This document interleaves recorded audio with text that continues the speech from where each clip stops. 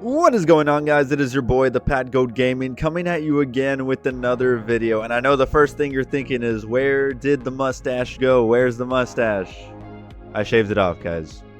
It's gone forever. Well, it'll be back in a couple weeks. But other than that, we are going to be getting into the first weekly rankings of OP11. A lot of new decks to go over, and probably the biggest update weekly rankings we've had in, I don't know, months. A lot of new decks, a lot of new cards and decks. Very interesting format that we are getting ourselves into with the release of the starter deck. So I'm really excited to get into it. We're going to be going through the deck list, going through the rankings, going through the bad matchups. And of course, I'm going to be asking you to subscribe if you are enjoying the channel. Something like 93% of people that watch my channel are not subs. So if you do enjoy, guys, make sure to hit the sub button. Give me a like. Really appreciate it. And with that being said, let's get right into the video. Okay, guys, so getting right into the top 10 rankings. If you are like me, you're going to realize Luffy is fucking dominating the meta. The top 5 decks, 4 of them are Luffy. What are we doing? Stop releasing Luffy leaders. Stop. Why are they so good? Why are they all so good? So Luffy absolutely destroying the meta right now. Number 1, purple black Luffy. Number 2, blue purple Luffy. And why are they all purple? Luffy, that's not Luffy's color. Luffy wasn't supposed to be a purple dude. Like, when purple Luffy came out, I was like, oh wow, they made a purple Luffy leader, like, so rare. Very interesting direction to take the character and in the game, because he'd been red and green, like that was his thing. Because purple was Kaido, Magellan, like these bad guys. Then they made purple Luffy. Now everything's purple Luffy. But either way, top 3 decks, variations of multicolored purple Luffy leaders that are all broken. Number 5, purple Luffy. Number 4, we have Buggy. Buggy really finding a nice foothold with the new starter deck stuff. We have Blackbeard coming in at number 6 with new starter deck stuff.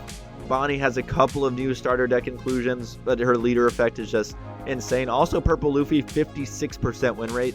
Insane.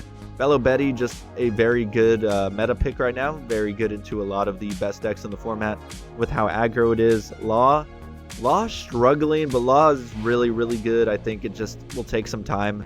I think by the end of the meta, it'll be in the top 5. And then lastly, ZORO just never going away, guys. I bet my life savings if ZORO never got rotated out, this leader would be relevant until the game, unless they printed a leader with the same effect and just power creep was insane. ZORO is just never ever going away until he is rotated out of the meta. So that being said, guys, let's get right into the deck list off the rip. Okay, guys, so getting into the purple black Luffy deck list. I'm not going to go too in-depth into the deck list. Just want to point out the new cards, show y'all the whole deck list, and we will go from there. So for purple black Luffy, obviously number 1 in the format right now, which I didn't expect, but looking at some of the new cards from starter deck 25 or the new starter decks, it makes a lot of sense. The real culprit is the 6-drop Luffy. So 6-drop Luffy, 6 cost, 7,000 power, on play when attacking, Dawn -2. If your leader is multicolored and your opponent has 5 or more Dawn cards on their field, your Straw Hat type leader's base power becomes 7,000 until the end of your opponent's next end phase. So I just realized we can also use this for Nico Robin. So new Nico Robin list coming soon, but that's really a fucking insane card there. And then the new Nico Robin 2K counter as well from the starter decks. 3 cost, 4,000 power, counter 2,000, on play Dawn -2.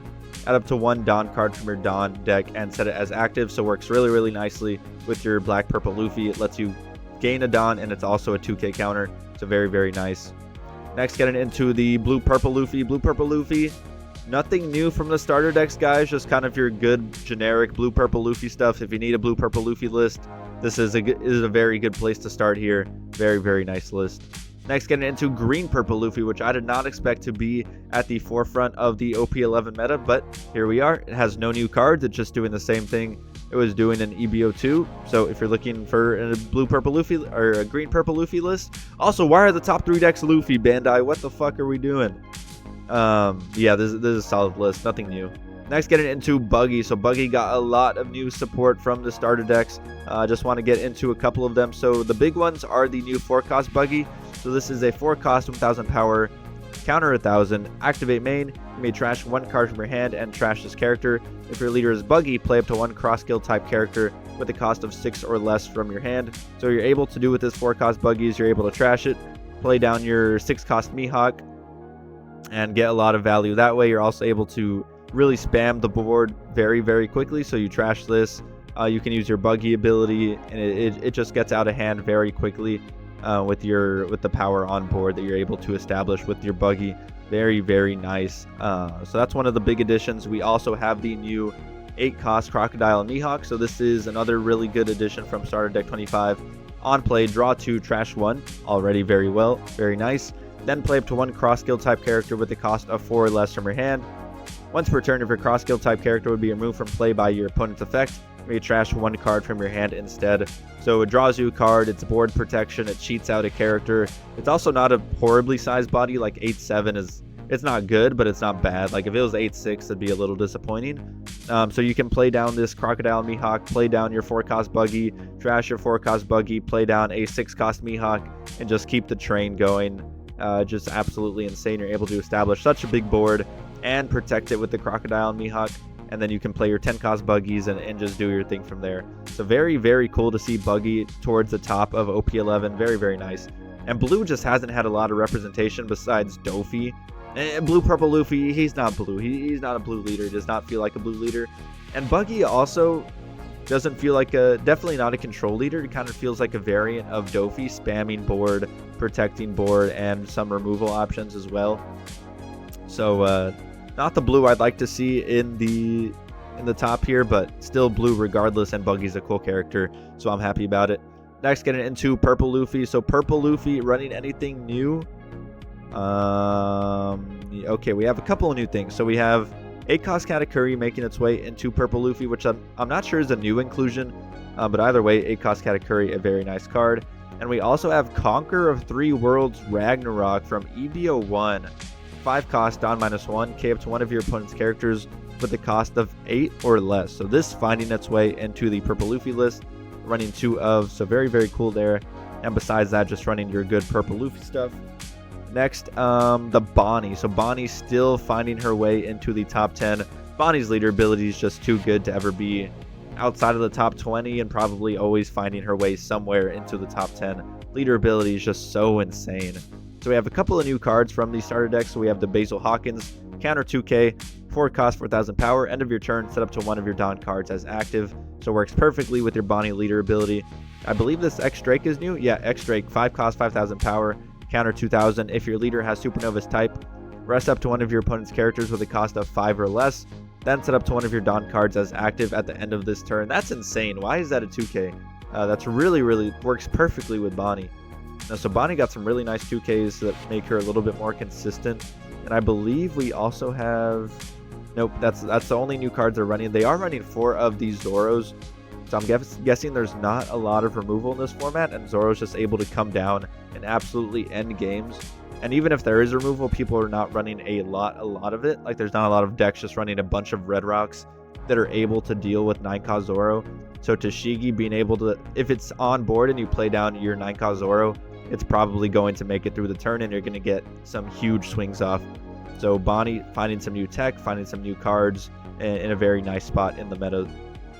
Next, we have Bello Betty. Bello Betty, I'm not sure if she got any new support. I think it's just classic Bello Betty stuff, and the meta is just pretty well set up for her to find success. Oh, we do have the new Zeus from OP11. Zeus, just a very nice... How is this a 2k counter? It's an insane 2k counter. On play, you may add 1 card from the top or bottom of your life cards to your hand. K up to 1 of your opponent's characters with a cost of 5 or less. So this is really Thunderbolt with no trigger and counter 2000. So it's a really good card. Very good card. Besides that, just your regular Bello Betty stuff going on.